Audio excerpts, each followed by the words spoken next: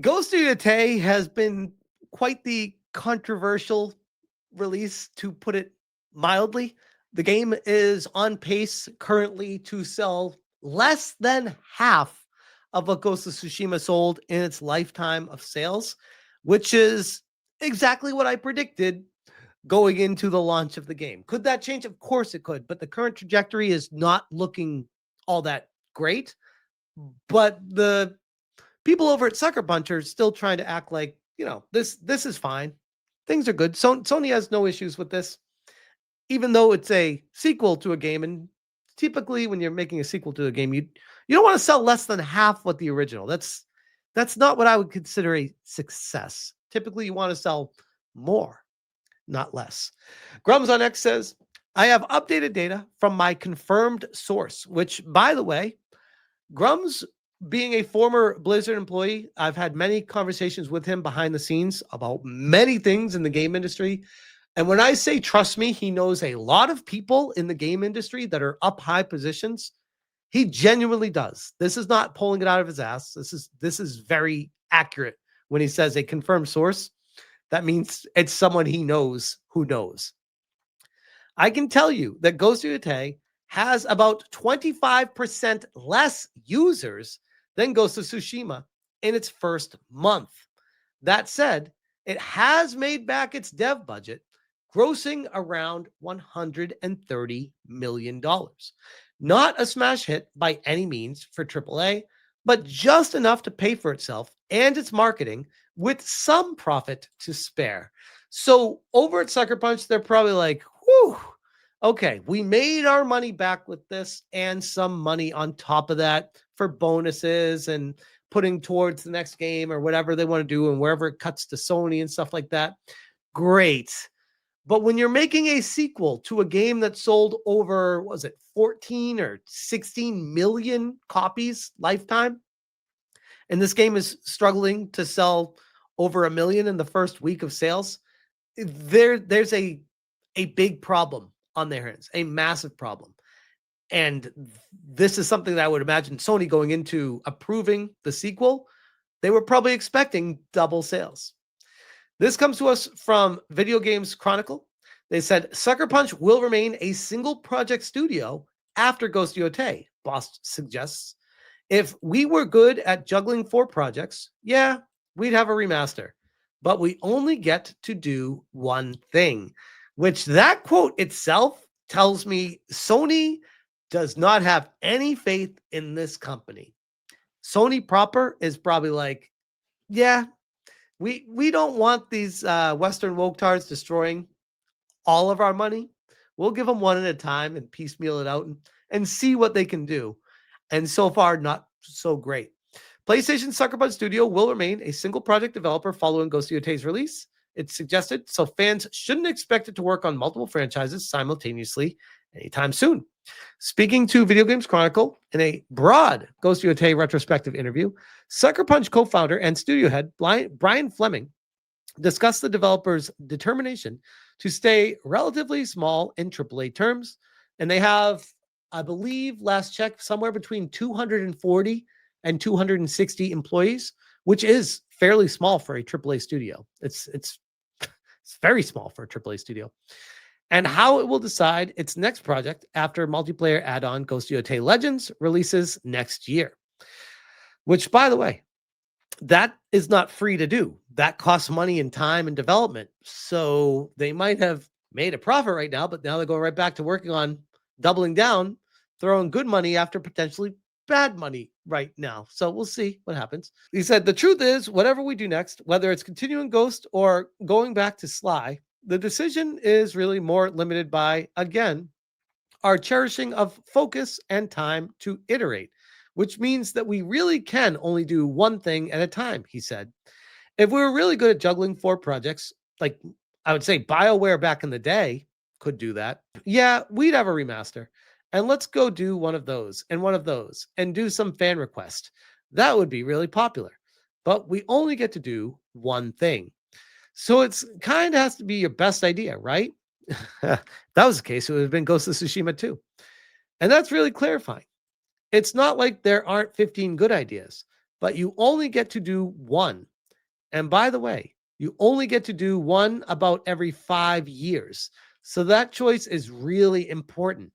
I mean, that is choosing your college and your major every 5 years. He continued, and you could go to Cambridge, but you could also go to UCLA. You could also decide to go into the Peace Corps, but you could also only do one of those in the next 5 years. Wow, that's a really big decision. You better think carefully about it. And yet they still decided to do Ghost of Yōtei instead of Tsushima 2. They thought that was a better idea. Yikes.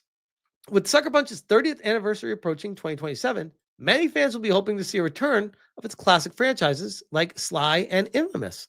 According to Fleming, diversity of expectations is a challenge it also faces internally, as well as from its fans. At 30 years, well, here's the other thing too. While they're a small studio, it doesn't mean they can't license their properties out to other studios to develop the games as well for them to oversee them, which is a direction they could go if they really wanted these to get out there. That is an option. At 30 years, we now have employees who are kids of former employees. Pirate Software comes to mind. We have employees who weren't born when the studio was founded, he said. And you have had enough changes in Sly to Infamous to Ghost that part of those changes, when they happen, is that it means not just you're walking away from Tsushima, and not just you're walking away from the actors in Tsushima, but you're walking away from employees who've been a part of the studio for the last decade because they don't want to do a game set in a historical setting. Like Yotei? The director of Infamous series recently said he'd love to revisit the franchise one day, but suggested that no such plans are currently on the table. I wonder about Tsushima in the future with Sucker Punch. And we talked about this on Saturday Night Hypnosis and how potentially I think the next thing Sucker Punch does, if they want to do right by the fans, is to go back and make Ghost of Tsushima 2. They probably won't do that, but I would love to see it happen.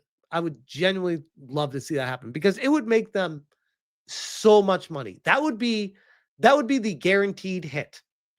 Everybody would be like, okay, they are kicking woke to the side and they're bringing Tsushima back. They're getting rid of the girl boss. We can try to trust them again. It might not work out that way, but this is how people would look at least going into it. They might screw it up, but who knows? And it brings me to kind of a separate but also related topic. Based off of the lack of sales with Ghost of Yōtei compared to Ghost of Tsushima on launch week, it got me looking at other areas. And Pirate Nation said, according to Alinea Analytics, Battlefield 6 sold over 6.5 million copies in 4 days, generating more than $350 million in revenue. And that is in 4 days. And it's not even counting microtransactions or anything like that in the future. This is just currently in 4 days. Over $250,000 in 4 days. And most likely going to be generating, probably in the lifetime of this game, I wouldn't be surprised to see it reach $1 billion in the lifetime. In fact, it's probably going to do that in the first month at this rate, which would be insane. Absolutely insane. Which brings me to the current figures of Tsushima that we have from friend of the channel, Jay Viper. The dopes who are mad about my analytics being right, again, are now raging because I won't share my data with them. There is far more information available than these dopes realize. And even if they did it, it's pretty clear they wouldn't know what to do with it. Cope and Seed. Also, for those interested, I haven't run new figures since Monday. If I get a chance, I'll dig into it again tomorrow to see where we are and what kind of bump, if any, this weekend brought to the sales figures. And this is quote tweeting him talking about Endymion contacts citing the 1.1 million digital sales of Yotei, compared to Alinea Analytics saying 1.6. Once again, proving his method is accurate. So it sold good. It sold good, but I would like laugh if people are trying to act like this is some sort of victory. If I was Sony, if I was Sucker Punch, I would not be happy with these numbers. I think that's the important takeaway. I would be like, ugh, that's what we did with a franchise that had built up a fan base of 16 plus million people over the years. We got just over 1 million sales the week it launched, which is the biggest week for a game. That's not great. I just thought it was curious to see the information from Grummz lately, and he just had a follow up recently. He said, interestingly enough, even with 25% less users, and no, I don't have a way to confirm if users are sales or not, Yotei has made slightly more than Tsushima in gross sales. I'm assuming he means in the first week of not lifetime, but so far. I would imagine that's going to drop off very quickly based off of the trajectory of this game. But it is curious. That is fascinating, though, that Yotei has made slightly more than Tsushima in gross sales with 25% less users in the first week or so. Is that because of the price increase and more digital sales? So you're not splitting it with the stores? That might lead towards it. It's the only thing I could think of, at least. Exactly, Adam. They're patting themselves on the back regardless. Here's the other thing. I don't care how much the people that don't like us doing what we do, how much they want to try to take this as a win. The game is a sequel to a beloved franchise, and so many people just don't give a shit about it. It speaks volumes. Price increase and more gamers. Well, it's more gamers, but there's less, 25% less people playing the game, though. So it's really just price increase. That's curious, though.